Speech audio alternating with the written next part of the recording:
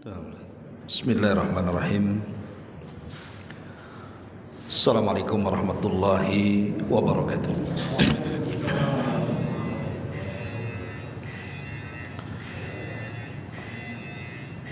Alhamdulillah. Alhamdulillahilladzi arsala rasulahu bil huda wa dinil haqq liyudhhirahu 'alad dini kullihi wa kafa billahi syahida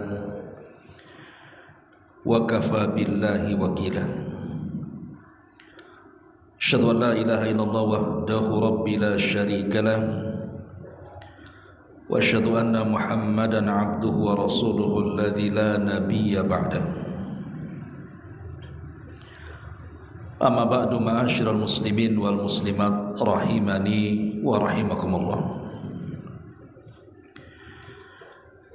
Alhamdulillah, di malam hari ini kita bisa duduk kembali untuk bertalabul ilmi di Masjid Al-Fajri. Salat dan juga salam tentunya kita hadiahkan kepada Rasul kita Nabi besar Muhammad sallallahu alaihi wa ala alihi wasallam.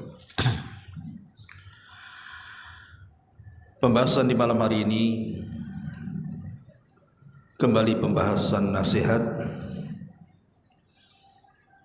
Kita ambil dari ayat Al-Quran, fastabiqul khairat, berlomba-lomba dalam kebaikan. Dalam Al-Quran Allah subhanahu wa ta'ala banyak memerintahkan kita untuk berlomba-lomba dalam kebaikan. Contoh saja surah Al-Imran ayat 133, Allah mengatakan wasari'u ila maghfiratim mir rabbikum. Bersegeralah kalian atau berlomba-lombalah kalian untuk mendapatkan ampunan dari Rabb kalian. Dan Allah subhanahu wa ta'ala juga mengatakan dalam surah Al-Imran ayat 114-nya, wasari'una fil khairati wa ulaika minas salihin.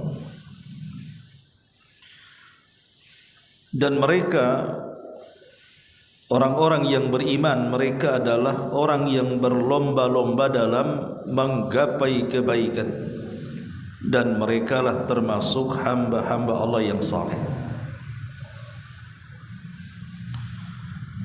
Kemudian juga Allah subhanahu wa ta'ala mengatakan dalam surah Al-Anbiya ayat 90, kanu yusari'una fil khairati wa yad'unana raghaban wa rahaban. Mereka para nabi adalah orang yang berlomba-lomba dalam kebaikan, dan mereka senantiasa berdoa kepada kami dengan penuh harap dan rasa takut. Dan banyak lagi ayat-ayat yang merintahkan kita untuk berlomba-lomba dalam kebaikan. Begitu juga hadis Nabi sallallahu alaihi wasallam mengatakan badiru bil a'mali fitanan. Bersegeralah kalian atau berlomba-lombalah kalian untuk memperbanyak amal saleh sebelum datang fitnah kepada kalian. Dan Nabi SAW juga mengatakan ightanim khamsan qabla khamsin. Berlomba-lombalah meraih 5 perkara sebelum datang 5 perkara berikutnya. Kemudian Rasul menyebutkan syababuk atau syababaka qabla haramik,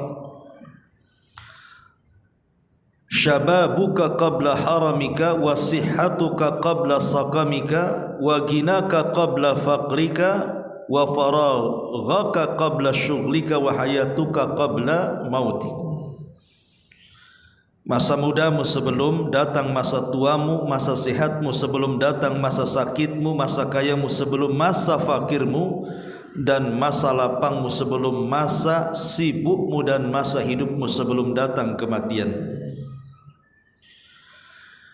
Ma'asyiral muslimat yang muslimin wal muslimat rahimani wa rahimakumullah. Tentu berlomba-lomba dalam kebaikan ini harus menjadi semangat kita kaum muslimin.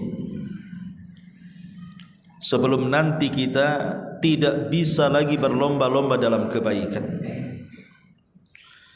Karena di dunia ini kata Ali bin Abi Thalib radhiyallahu an, yaumul amal. Dunia ini tempat kita beramal. Wa ghadan yaumul hisab. Tapi besok setelah kematian hanya ada hisab saja. Makanya lihat penyesalan orang-orang yang meninggal dunia, yang Allah Subhanahu wa taala gambarkan dalam Al-Qur'an, laula akhartani ila ajalin qarib fa asaddaqa wa akum minas salihin.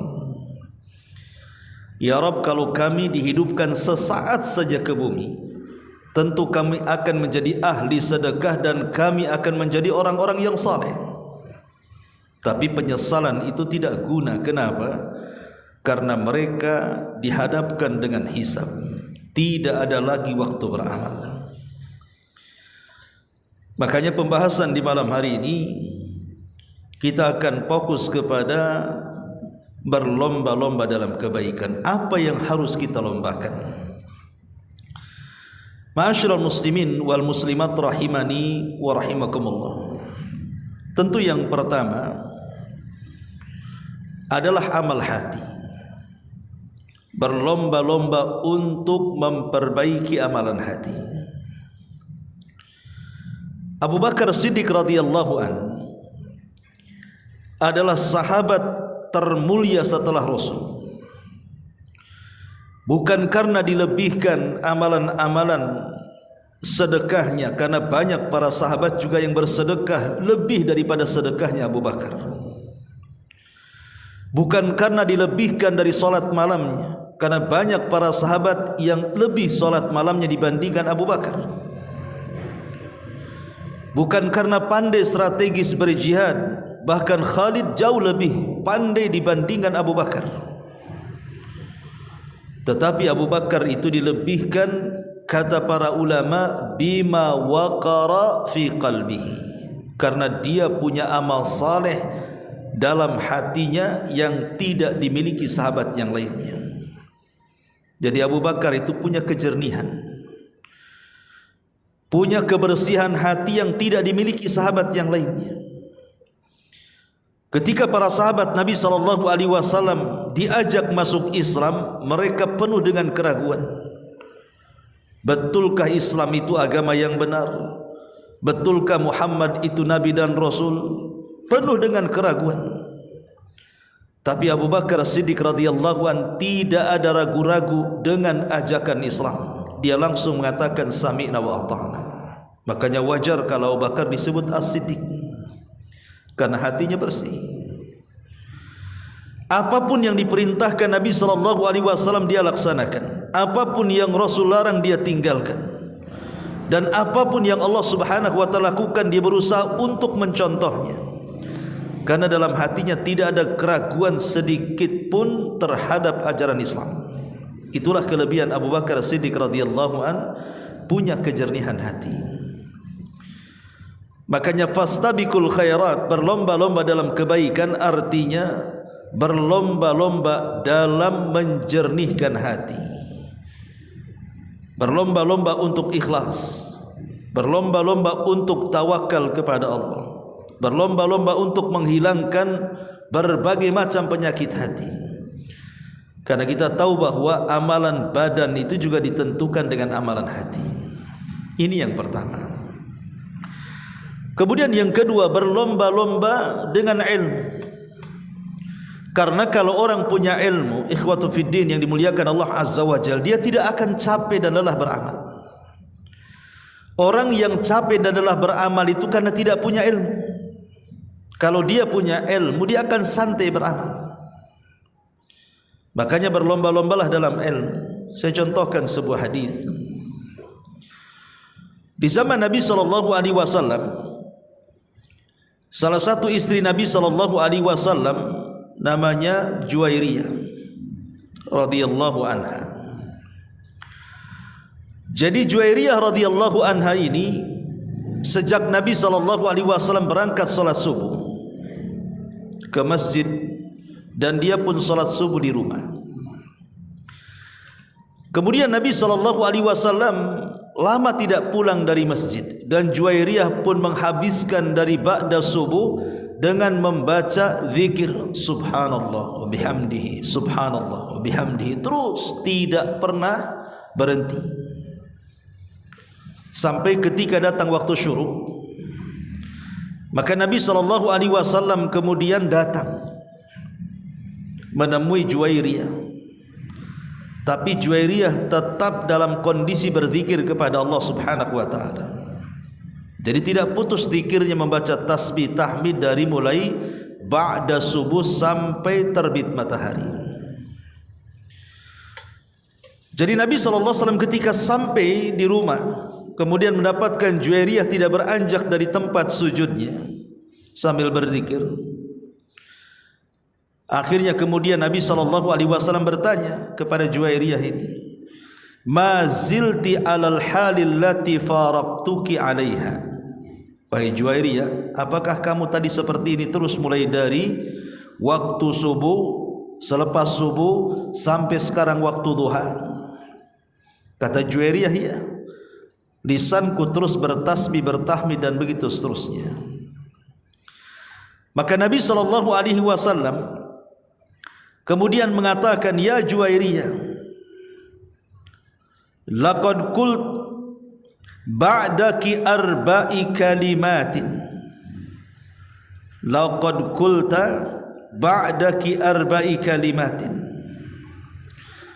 Kalau seandainya engkau mengucapkan setelah ini dengan 4 kalimat, maka itu sudah mencukupi dari dudukmu dari subuh sampai waktu duha dan mengucapkan subhanallah walhamdulillah wala ilaha illallah Allahu akbar, terus seperti itu. Maknanya Rasul ingin mengatakan tidak perlu kamu duduk selama itu berzikir, cukup menyebutkan 4 kalimat itu sama dengan dudukmu dari subuh sampai duha katanya, dan kamu berzikir. Kemudian Nabi SAW mengajarkan 4 kalimat itu.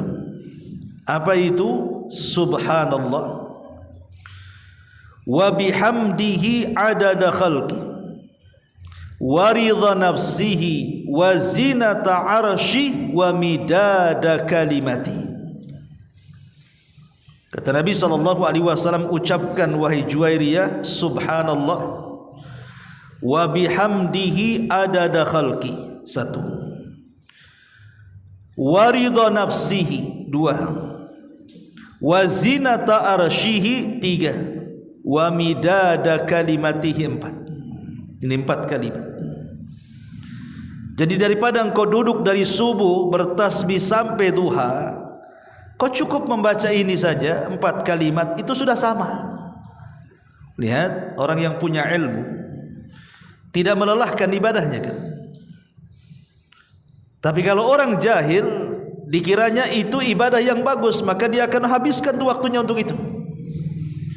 Makanya ilmu itu bisa menjadikan kita tidak lelah dalam beramal, tetapi berpahala banyak.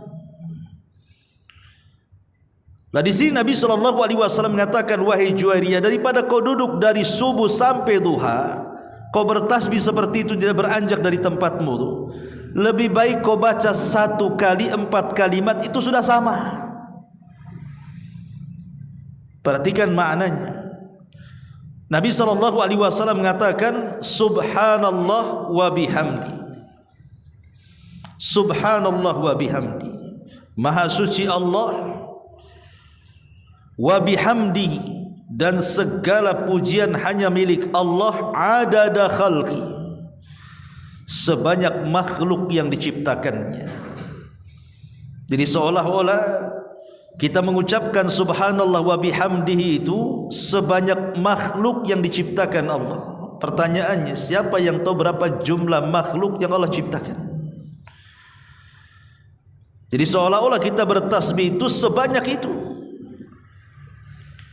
Kemudian juga waridha nafsi, wa ridha nafsi, dan dengan keridhaan dari Allah Subhanahu wa taala. Berapa banyak perbuatan yang manusia yang diridhai Allah, berapa banyak ucapan manusia yang diridhai Allah, berapa banyak amal ibadah dan ketaatan manusia yang diridhai Allah. Tidak ada yang tahu kecuali Allah. Wa zinata arsy, wa zinata arsy, dan seberat arsy Allah Subhanahu wa taala. Siapa yang tahu beratnya arsy Allah Azza wa Jalla? Sementara arsy adalah makhluk yang pertama Allah ciptakan dan yang paling besar dari seluruh makhluk yang Allah ciptakan. Kalau ingin tahu besarnya arsy, cukuplah satu hadis Nabi SAW yang mengatakan bahwa perbandingan bumi dengan langit itu bagaikan cincin dilempar ke padang pasir. Cincin itu buminya, padang pasir itu langitnya. Kalau seandainya digabungkan langit dengan bumi kemudian dibandingkan dengan kursinya Allah, maka sama dengan melempar cincin ke padang pasir. Langit bumi itu cincinnya, kursi itu padang pasirnya. Makanya Allah mengatakan wasi'at kursiyuhus samawati wal ardh. Kursinya Allah itu meliputi langit dan bumi. Dan kalau seandainya seluruh makhluk dikumpulkan kemudian dibandingkan dengan arsy Ar-Rahman, arsy Allah Subhanahu wa taala, singgasana Allah Azza wa Jalla, maka sama dengan cincin dilempar ke padang pasir. Saking besarnya itu arsy itu. Lalu siapa yang tahu beratnya arsy? Kemudian yang keempat, wa midada kalimati. Wa midada kalimati, dan sebanyak kalimat-kalimat Allah, firman-firman Allah Subhanahu wa taala. Seandainya pohon-pohon satu dunia ini dari berbagai macam hutan dibuat pensil, kemudian lautan-lautan satu dunia dijadikan penanya, dijadikan tintanya, maka tinta itu sudah habis, kemudian juga penanya sudah kering, maka kalimat-kalimat Allah itu belum selesai ditulis. Artinya ini kalimat agung, kalimat subhanallah wa bihamdihi adada khalqi wa ridha nafsihi wa zinata arsyihi wa midada kalimati. Enggak sulit kan? Coba kita bareng-bareng. Subhanallah wa bihamdihi adada khalqi. Subhanallah wa bihamdihi adada khalqi. Ayo.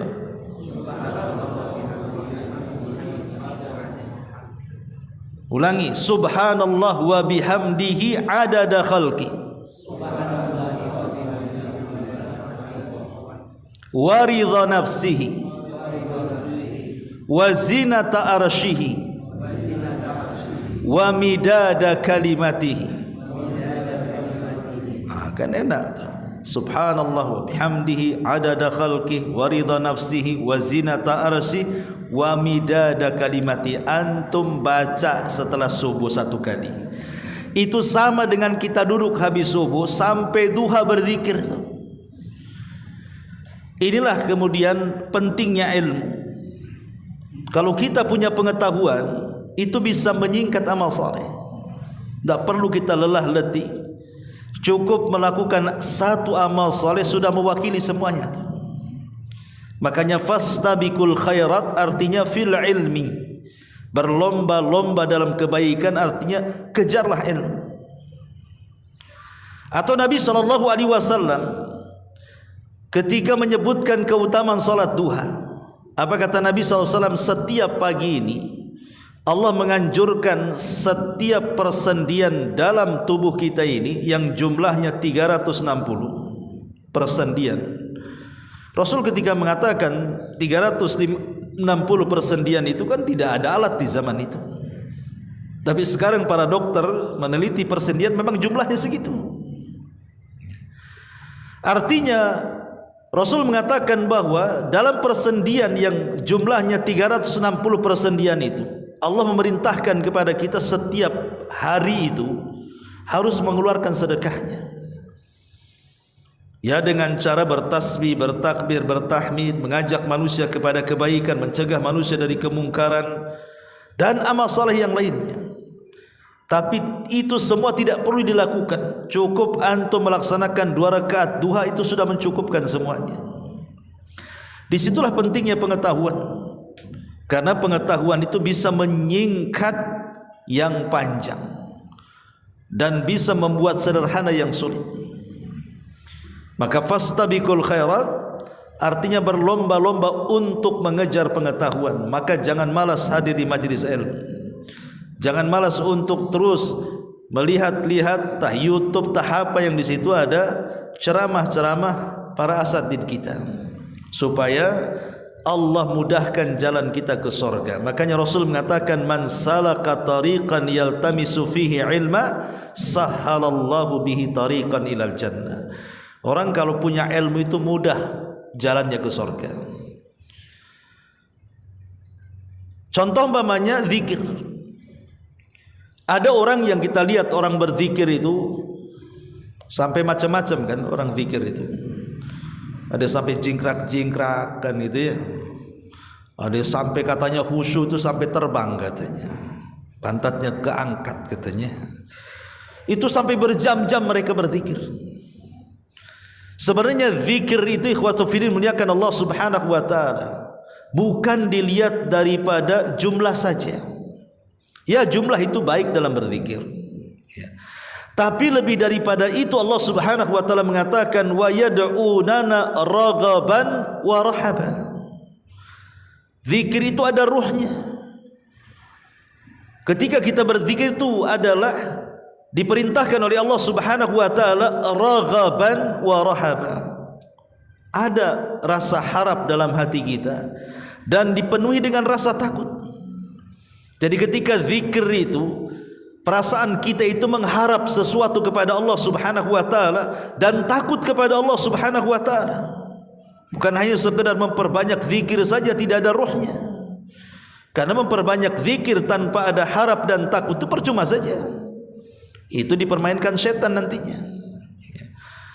Ma'asyiral muslimin yang dimuliakan Allah Azza wa Jalla, ini yang kedua, fastabiqul khairat artinya berlomba-lomba dalam ilmu. Kemudian yang ketiga, fastabiqul khairat fi qiraatil Quran. Ketika kita membaca Al-Quran. Dalam sebuah hadis dari Abdullah ibn Amr radhiyallahu anhuma yang dikeluarkan Imam Tirmidzi dan Abi Dawud, Nabi SAW bersabda ketika menjelaskan orang-orang yang masuk ke dalam sorga. Jadi ketika Allah Subhanahu wa taala membuka pintu sorga, kemudian mempersilahkan orang-orang yang sudah berjubel di pintu-pintu sorga itu tuh masuk ke dalam sorga. Maka mereka pun dikumpulkan di sorga itu sebelum mereka menempati tempat kedudukan mereka di sorga atau tingkatan-tingkatan di sorga. Maka Allah Subhanahu wa taala akan berfirman tuh kepada orang-orang yang baru masuk sorga itu. Apa kata Allah Subhanahu wa taala? Iqra wartaq warattil kama kunta turattil fid dunya. Fa inna manzilataka inda akhiri ayatin taqra'uha.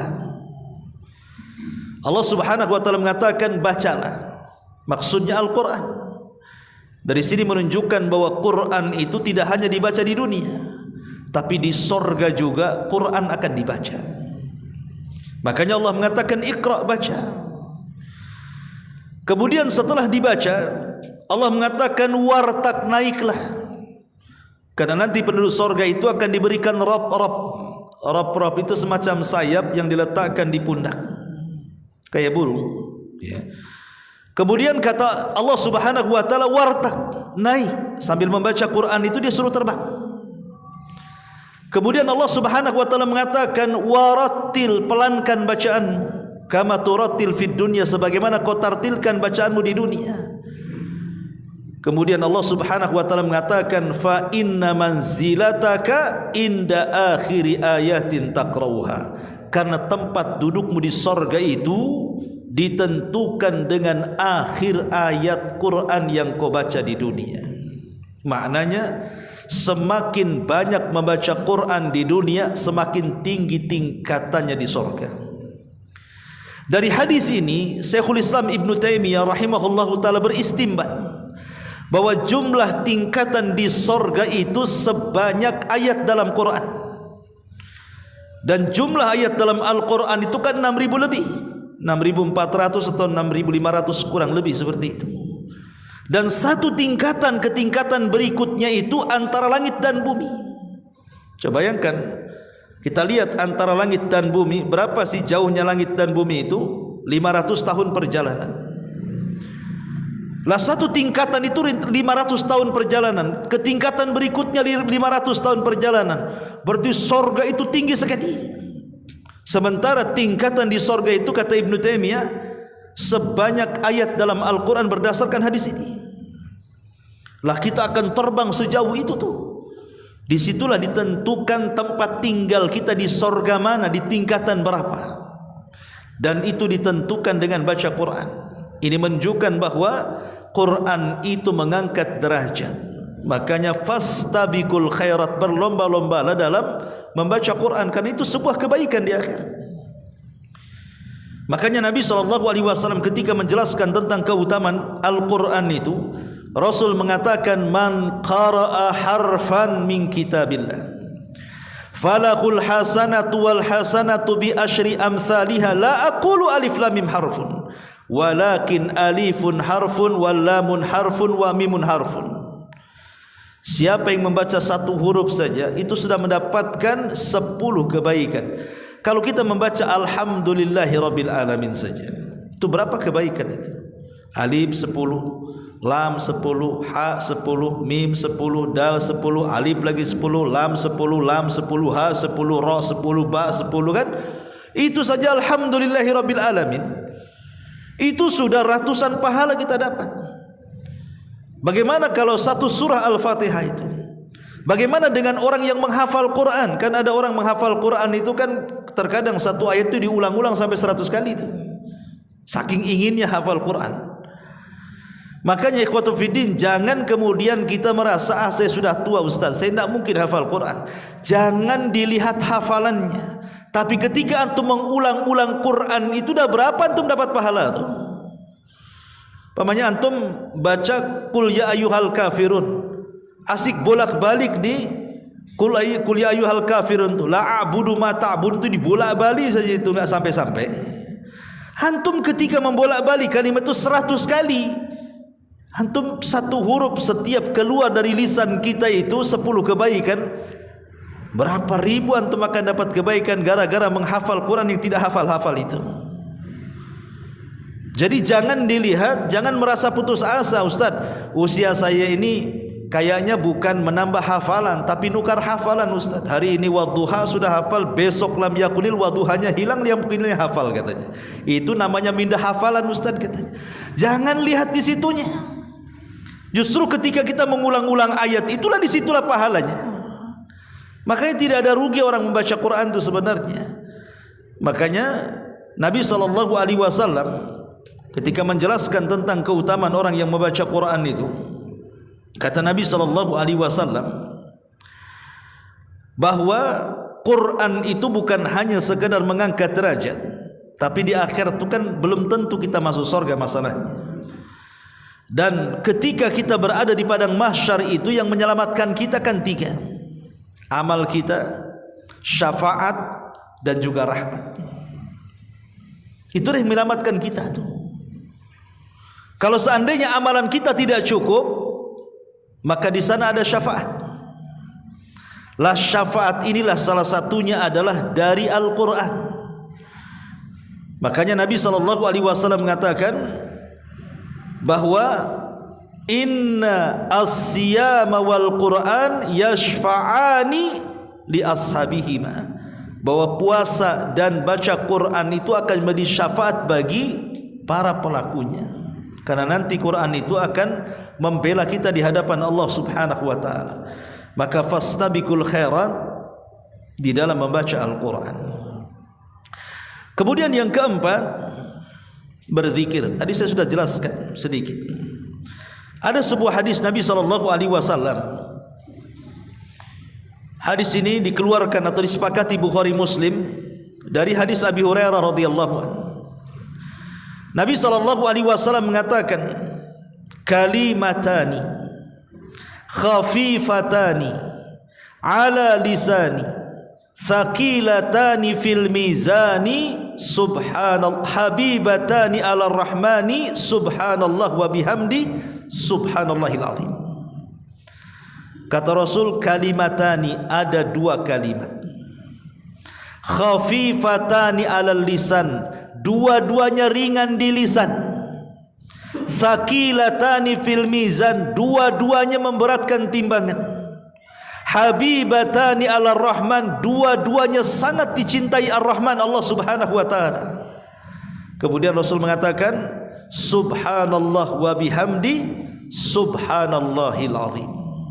Dua kalimat, ringan di lisan, berat dalam timbangan, dicintai ar-Rahman, subhanallah wa bihamdi subhanallahil azim.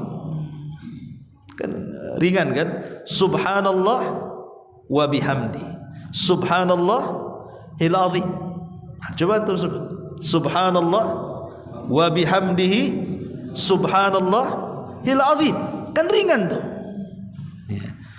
Karena dari seluruh ibadah yang Allah subhanahu wa ta'ala perintahkan kepada kita, yang paling ringan itu zikir.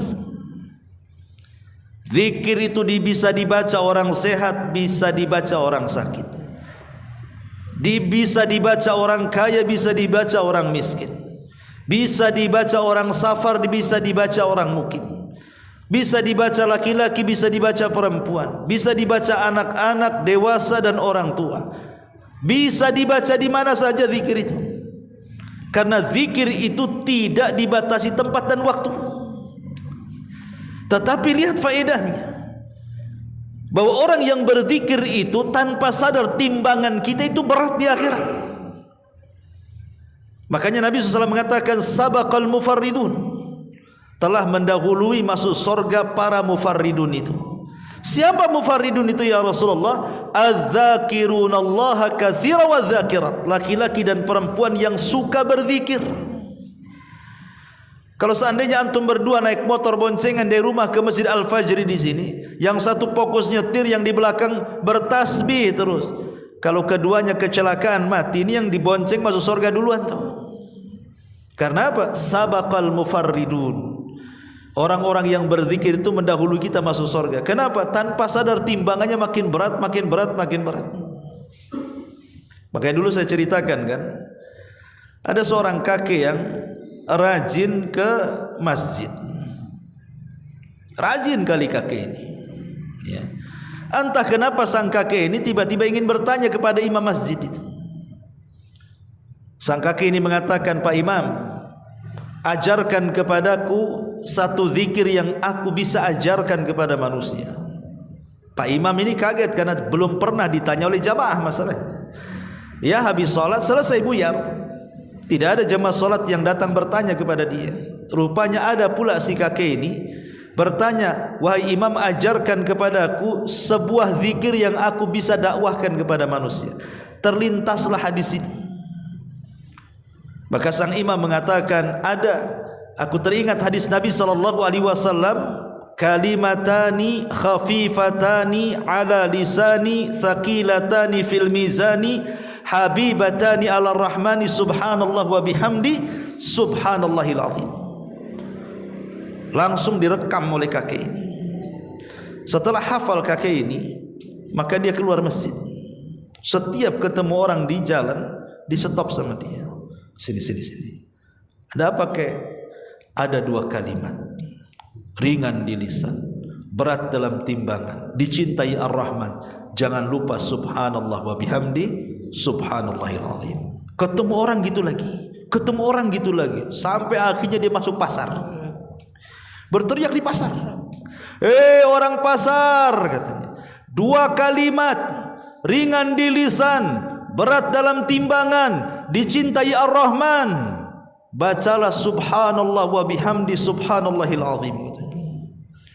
Dia pulang ke rumahnya, semua disampaikan ke anak-anak, ke cucunya, ke tetangga-tetangganya itu.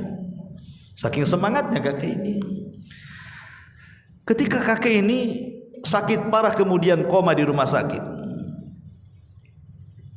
Kemudian lama keluarganya sudah khawatir, jangan-jangan tidak akan selamat. Setelah 1 minggu berbaring kaki di rumah sakit, entah kenapa tiba-tiba dia sadar sesaat. Senanglah keluarganya bahwa tidak jadi koma tuh. Ketika dia siuman, yang pertama ditanya dokternya dulu, "Aina dokter?" katanya. Di mana dokter katanya. Maka keluarganya cepat-cepat manggil dokter tuh. Pas dokternya datang, langsung dipegang tangannya. "Dok, 2 kalimat. Ringan di lisan, berat dalam timbangan. Dicintai Ar-Rahman." "Dok, subhanallah wa bihamdi, subhanallahil azim." Kemudian dia meninggal. Subhanallah ya. Meninggal dalam ucapan subhanallah wa bihamdi, subhanallahil azim. Bisa antum buat kayak gitu, ular dari sini ketemu orang. Sini 2 kalimat loh, kan gitu ya. Lihat bagaimana ini luar biasa zikir itu sebenarnya. Makanya ada hadis Nabi SAW ketika menjelaskan tentang keutamaan zikir ini. Kata Nabi SAW dari hadis Abu Darda radhiyallahu an, Rasul mengatakan, "Ala unabbiukum bi khairi min a'malikum." Kata Rasul, mau enggak kalian kutunjukkan amalan ini paling baik untuk kalian? Jadi pertama, amalan ini adalah amalan yang paling baik untuk kita. Ini satu. Kemudian Rasul mengatakan, "Wa azkaha inda malikikum." Kalau kau mengamalkan amalan ini, maka amalan ini bisa membersihkan hatimu di hadapan Rabb kalian. Ini 2 tuh, bisa membersihkan hati kita ya. Kemudian yang ketiga kata Rasul, "Wa arfa'uha fi darajatikum." Bisa mengangkat tingkatan kamu di sorga. Cukup sampai di sini? Tidak. Yang keempat, "Wa khairun lakum min infaqiz zahabi wal warik." Amalan ini lebih baik dibandingkan kau infakkan semua emas-emas kalian dan perak-perak kalian. Cukup sampai di sini? Tidak. Yang kelima, "Wa khairun lakum min antal kau aduwakum fatadribu a'naqahum wa yadribu a'naqakum."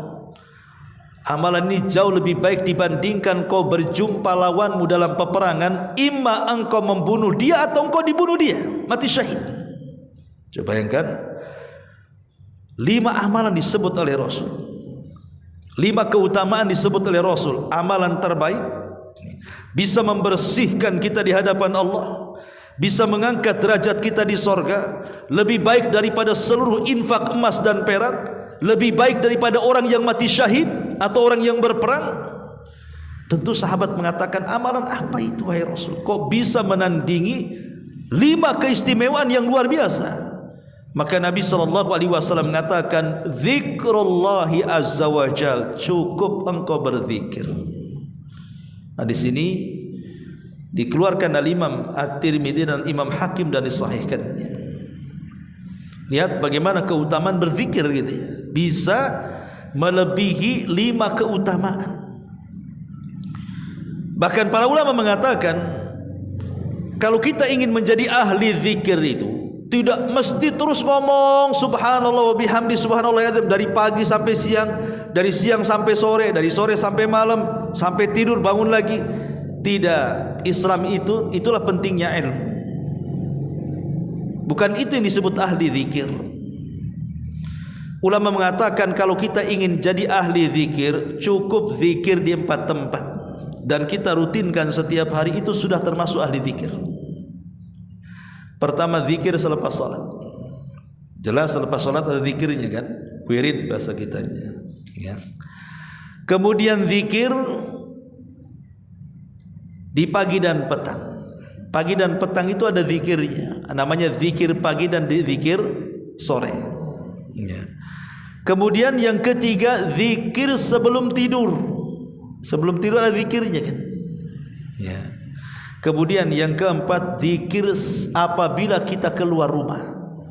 Bismillahi tawakkaltu ala Allah la haula wala quwata illa billah. Cukup kita amalkan ini 4 zikir ini, maka kita disebut ahli zikir katanya. Ini yang disebutkan para ulama, fastabiqul khairat, maksudnya di dalam berzikir. Kemudian apalagi fastabiqul khairat itu? Fastabiqul khairat pada amalan-amalan ringan namun pahalanya besar. Ada amalan-amalan ringan sebenarnya, tapi pahalanya besar sekali itu. Contohnya umpamanya orang yang habis subuh, antum ke masjid nih, nggak mungkin seminggu sekali antum tidak bisa melakukannya, pasti bisa. Karena kan tidak mungkin satu minggu antum kerja terus, mesti ada cutinya. Ya. Kata Nabi SAW dalam sebuah hadis yang sahih, "Man shallal fajra fi jama'atin, thumma qa'ada yadhkurullaha hatta tatlu asy-syams, thumma shalla rak'ataini kanat lahu ka ajri hajjatin wa umratin tammatan tammatan tammatan," kata Rasul. Barang siapa yang salat fajar, salat subuh, kemudian antum tidak beranjak dari tempatnya. Ya, kalau antum maksudnya tidak beranjak dari tempatnya itu tidak keluar dari masjid. Ya, tidak mesti harus salatnya di sini terus kan, enggak. Yang jelas tidak keluar dari masjid. Lah selama antum itu tidak keluar dari masjid habis subuh itu, entah antum berzikir, entah antum baca Quran, entah ada pengajian, pokoknya sibukkan dengan ibadah sampai datang waktu syuruk. Maksudnya ketika terbit matahari biarkan dia meninggi satu tombak. Kan sekarang sudah ada jadwal pemerintah itu, kapan waktu subuh, kapan waktu syuruk kan. Itu kan enggak, ya kurang lebih 1 jam lah, kan enggak lama 1 jam itu. Ya. Kemudian setelah waktu syuruk datang, antum salat 2 rakaat.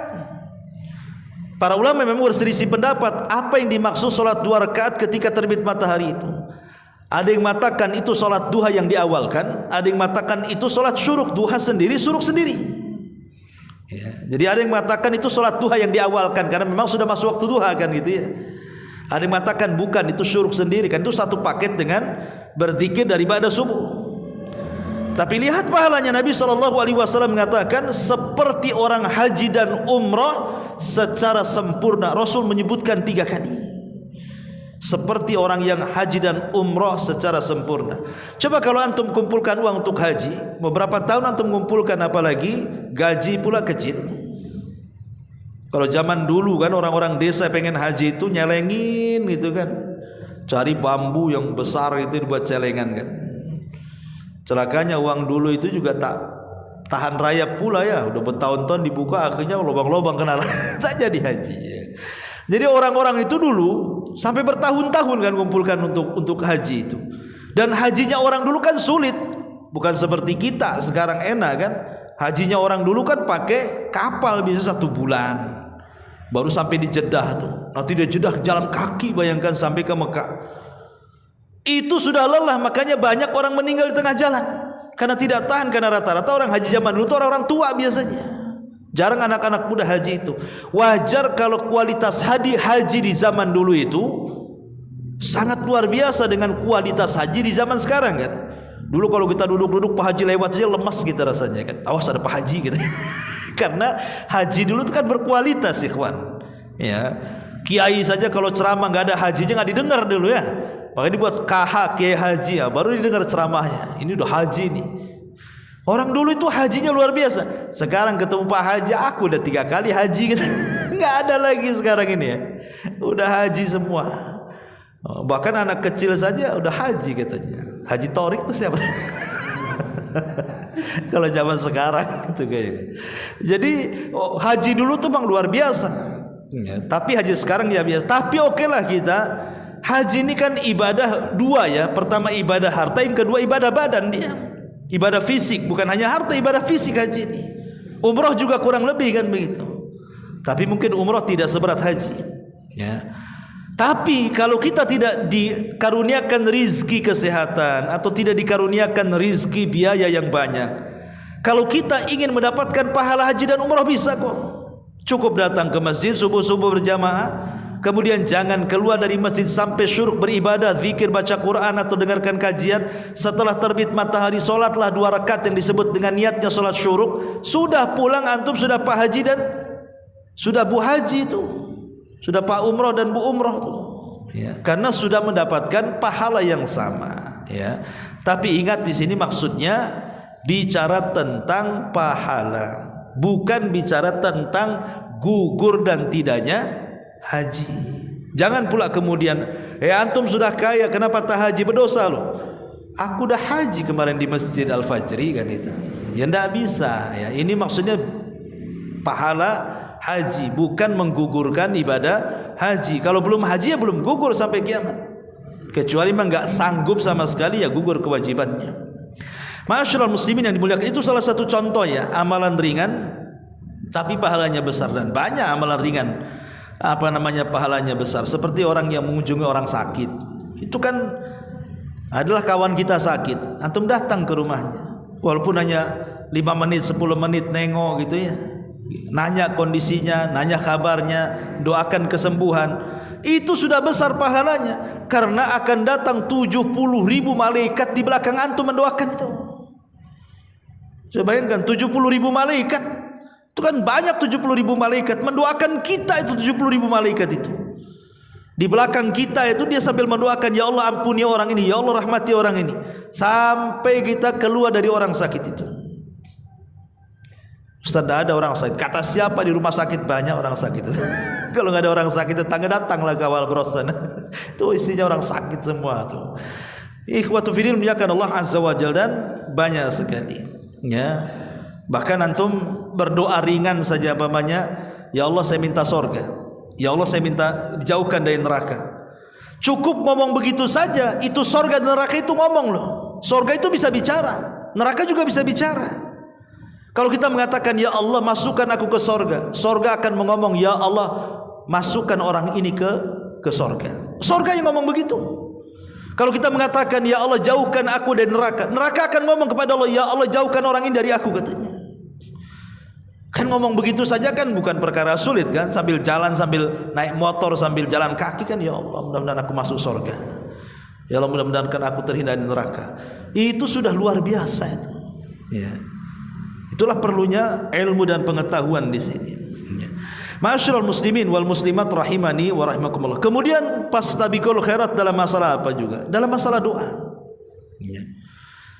Allah Subhanahu wa taala mengatakan, wa qala rabbukum ud'uni astajib lakum innal ladzina yastakbiruna an ibadati sayadkhuluna jahannama dakhirin. Surah Ghafir 60. Dan Rabb kalian berkata, berdoalah kepadaku, niscaya aku akan kabulkan doa-doa kalian. Karena orang-orang yang sombong terhadap doa-doa kepadaku, maka mereka akan dimasukkan ke dalam jahanam dan dihinakan di dalamnya. Dan Rasul mengatakan, laisa syai'un akram 'ala Allahi minad du'a. Tidak ada sesuatu yang lebih mulia di hadapan Allah melebihi doa. Dan Allah itu akan murka kalau kita tidak meminta kepadanya, sebagaimana Bani Adam akan murka kalau terus diminta. Itulah bedanya Allah dengan kita ya. Kalau Allah tidak diminta, marah Allah sama kita. Tapi kalau Bani Adam diminta, pasti dia emosi. Coba saja, hari-hari antum jangan minta pinjam saja, tapi setiap hari datang, pinjamlah, pinjamlah, pinjamlah. Oh, lama-lama dikepret mungkin. Antum ini apa kan begitu kan? Kayak pengemis saja. Jadi manusia itu kalau sering diminta pasti marah. Tapi Allah kalau sering diminta dia suka. Kalau tidak minta dia malah marah. Ma'asyiral muslimin wal muslimat rahimani wa rahimakumullah. La fastabiqul khairat dalam doa ini penting, karena kita ini kadang-kadang malas berdoa. Berdoa itu kalau ada maunya saja. Padahal doa itu sendiri adalah ibadah sebenarnya, ikhwan. Dan setiap doa ini pasti dikabulkan. Jangan sekelas kita manusia. Iblis berdoa lo dikabulkan. Iblis kan berdoa tuh. Apa doanya iblis? Rabbi anzirni ila yaumi yub'atsun. Ya Allah tangguhkan umurku sampai hari kau kiamatkan bumi ini. Allah kabulkan. Allah kabulkan. Innaka minal mungdharin. Engkau termasuk orang yang kutangguhkan umurnya. Lalu kalau iblis berdoa dikabulkan, masa kita manusia berdoa tak dikabulkan? Pasti dikabulkan lah. Dan pengabulan Allah Subhanahu wa taala itu ya memang macam-macam. Pertama ada yang di cash pengabulannya. Memang hari ini berdoa, minggu depan sudah diijabah pula doa itu. Atau tahun depan sudah diijabah, atau mungkin hari ini berdoa pagi pula sudah diijabah. Ada yang modelnya cash ya. Ada pula yang model pengabulan itu memang enggak dikabulkan di dunia, tapi dikabulkan di akhirat untuk menambah tingkatan dia di surga. Atau mungkin yang ketiga, permintaannya tidak diberi, tetapi dia dikabulkan dengan cara yang lain, dengan cara dihindarkan dari mara bahaya. Sebab kalau seandainya diberi permintaannya, itu tidak sebanding dengan bahaya yang didapatkannya. Pamannya dia minta dimudahkan usahanya, tapi tidak dikabulkan, tetap saja usahanya seperti itu. Ketika dia naik motor harusnya ketabrak, tak jadi. Nah, itulah pengabulannya. Nah, cuman kadang-kadang kita ini maunya yang diminta itu pula yang dikabulkan. Dia tidak paham bahwa di balik itu ada bahaya yang sedang mengincar kita. Makanya dulu kan saya ceritakan, ada seorang kakek, dia menikah dengan seorang gadis. Dia sudah punya istri, punya anak, tapi kakek ini kaya, dia ingin poligami. Akhirnya adalah seorang gadis yang mau dipoligami.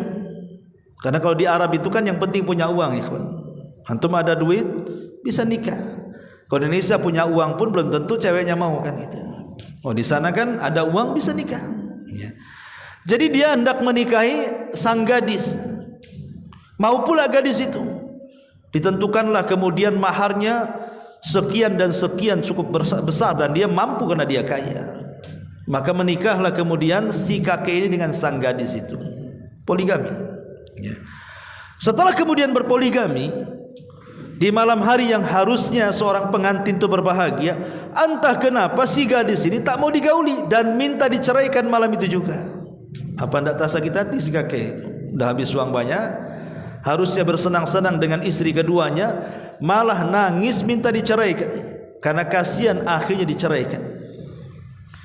Maka sepanjang hari sang kakek itu terus berdoa kepada Allah Subhanahu wa taala agar dikembalikan gadis itu kepada dia.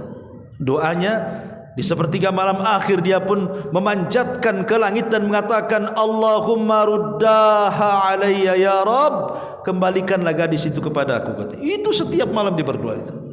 Ya. Rupanya yang didoakan si gadis itu, rupanya setelah habis masa idahnya nikah pula dia. Ya, nikah dengan kakek-kakek juga, rupanya spesialis kakek-kakek. Nikah dengan kakek-kakek tetapi dia dipoligami. Kakek ini ya mungkin bujang lapuk, udah tua baru kawin, dapatlah si gadis itu. Ketika habis akad nikah, malamnya yang harusnya dia bersenang-senang, tiba-tiba si gadis itu pingsan. Belum dia apa-apain, dia udah pingsan. Dibawa ke rumah sakit, rupanya ada kanker lah di payudara sebelah kirinya. Komalah kemudian si gadis itu. Setelah koma akhirnya suaminya yang baru ini, dia berusaha untuk menyembuhkan sang gadis. Selama 1 tahun di rumah sakit, sudah habis uang dihabiskan supaya gadis itu sembuh. Ketika kemudian sudah agak sembuh dan dia sudah lumayan penyakitnya, Allah takdirkan rupanya kankernya sampai ke payudara sebelah kanannya dan harus dirawat lagi. Setelah terjadi operasi kankernya, akhirnya dia pun tidak tertolong, meninggal dunia. Coba bayangkan, kalau seandainya doa sang kakek yang pertama itu dikabulkan, ya Allah kembalikan gadis itu kepadaku, Allah kembalikan, apa enggak habis duitnya untuk obati itu? Ya kan? Tapi Allah tidak kabulkan kan permintaannya demi kemaslahatan dia. Justru sengaja dia kawin lagi. Rupanya belum diapa-apain sudah sakit, kemudian setelah setahun meninggal dan dia sudah menguras uang banyak. Belum lagi kemudian orang jaga orang sakit itu kadang-kadang sakit, ikhwan. Betapa banyak orang yang jaga orang sakit, yang sakitnya tak mati-mati, yang jaganya yang mati karena kelelahan kan gitu. Itu terjadi, itu belum capeknya 1 tahun Allah tidak kabulkan. Kenapa? Mungkin Allah sayang dengan kakek yang pertama tadi. Sebab kalau dikabulkan, dikembalikan, akhirnya uangnya habis, tenaganya habis merawat dia. Begitulah cara pengabulan Allah. Terkadang yang kita minta tidak diberi, tetapi bahaya yang dihindarkan. Atau lebih daripada itu, boleh jadi karena ada hikmah Rabbani yang kita tidak tahu. Hikmah Rabbani itu begini, pamannya ada orang sakit berdoa, ya Allah sembuhkan. Kenapa Allah tidak sembuhkan? Bisa saja kalau dia sembuh maksiat lagi. Ketika sakit dia janji gak maksiat, sudah sembuh maksiat lagi, dia kurang ajar kan? Makanya oleh Allah sengaja dilamain tuh sakitnya. Ya. Ada orang miskin minta sama Allah, ya Allah kayakan saya, nggak dikaya-kayakan juga sama Allah. Rupanya Allah tahu hikmahnya. Kenapa? Sebab kalau dia kaya, dia belum siap dengan kekayaannya, bisa saja melampaui batas dia. Dalam miskin aja lah kamu masih bisa ke Al-Fajri. Udah kaya hilang di Al-Fajri antum. Biar bisa ta'lim gitu ya. Ataupun mungkin orang kaya didoakan tetangganya karena hasad, miskin dia, tak miskin pula. Sebab ada orang yang kau dimiskinkan bisa kufur dia. Jadi itu hikmah Allah yang kita tidak tahu kan. Jadi adalah hikmah yang tidak tahu. Pokoknya doa itu hikmah diketahui atau tidak itu urusan Allah. Yang jelas ad-du'a huwal ibadah. Doa itu ibadah, dan doa bisa di mana saja, tidak mesti di masjid, di jalan, di rumah, di mana saja bisa doa. Maka fastabiqul khairat fid du'a. Ya, berlomba-lomba dalam doa. Termasuk juga dalam amal saleh yang sifatnya rutinitas seperti sholat malam, kemudian puasa sunnah, ya, puasa mutlak. Itu semua adalah penting dalam berlomba-lomba. Termasuk juga memberi makan anak yatim, dan banyaklah amalan-amalan saleh yang dianjurkan dalam Islam. Itulah makna daripada fastabiqul khairat. Wallahu a'lam bishawab. Ini yang bisa sampaikan, mudah-mudahan ada manfaatnya. Subhanakallahumma bihamdika asyhadu an la ilaha illa anta astaghfiruka wa atubu ilaik.